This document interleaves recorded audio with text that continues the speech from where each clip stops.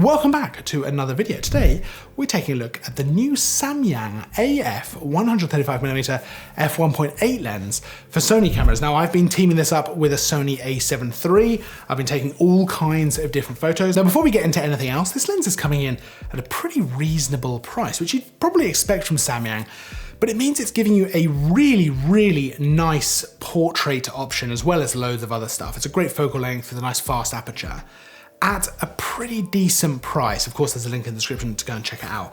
But let's get into what this lens kind of is, what it can do, the kind of quality you'd expect. Let's talk about it. So image quality wise, I use this for a variety of different things. Obviously portrait is kind of chief among them. And to test out things like autofocus, I wanted to try that with animals and of course with humans as well. Portraits look fantastic with this lens. As I mentioned before, this is a lovely fast aperture, long focal length lens, which gives you beautiful blurred background. Now the bokeh looks fantastic. It's very smooth. It's very pleasant to look at. The f1.8 is, gives you a very shallow depth of field, but you can stop down with a lens like this, even to something like f4, and still have a really blurred out background, still isolate that subject, but with more detail, because you're still, you're increasing that depth of field, but because of the length of the lens, because that focal length, you're getting a lot of lens compression. So still a nice blurred background, but less fall off straight away on the face, which is great. So you've got a lot of options for the kind of portrait that you might want to take. But if you're into those kind of lifestyle commercial shots, this is going to be fantastic. And if you love a nice blurred background, again, this is going to be absolutely awesome. But of course, 135 is more than just portraits. You can get some lovely landscape images, street photography, lots of stuff like that. There's a lot of stuff that you can do with this, even product photography I did a little bit of, food photography, because you're able to isolate those items, right? You're able to use a nice long focal length like this, so you do need to move slightly further away, but the image quality is really nice. It's an 11 bladed aperture, so a nice smooth bokeh look, which is really nice. It's always very appealing. Now, autofocus is always an interesting area with a lens like this. It needs to be able to focus quickly and very nicely on someone's eye for a portrait. I had no problems. Now, I'm not particularly surprised. Sony cameras are so good at this, and even the a7 III, which is a bit of an older camera now, is still so good with that autofocus. It would just lock onto an eye, whether it was my dog or whether it was onto me. It was really easy to use it for that kind of thing. And then of course, for things like product photography, landscape photography, that's much easier anyway.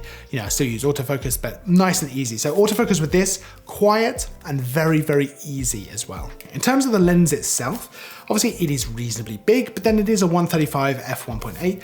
It's pretty light though. It is quite a lot lighter than some 85mm that I've used, and even some 50mm that I've used on the front of my Sony camera. And that makes for a nicely balanced system. The weight feels like it's distributed towards the camera, which means the kind of center of gravity of the whole system feels really nice, really balanced. It's not super front heavy.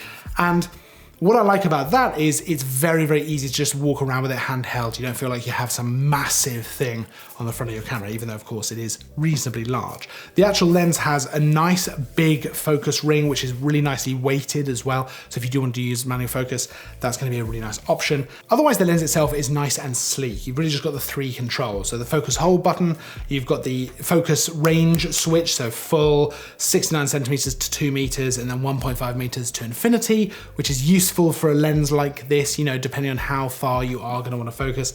And then of course you've got the M1, M2 switch, which allows you to change this focus ring to be obviously a focus ring, or for silent control of the aperture as well. So there's no clicking, but it's a nice option to have on there to be able to change that. It's pretty reasonably priced. It's very lightweight as well, and you're getting great optical quality. And that's something that we see now throughout the Samyang range. I love testing out Samyang lenses because I know they're going to be really nice. They're going to be nice lenses for kind of decent prices and, good autofocus, and they look good in terms of the optical quality. They feel good to use.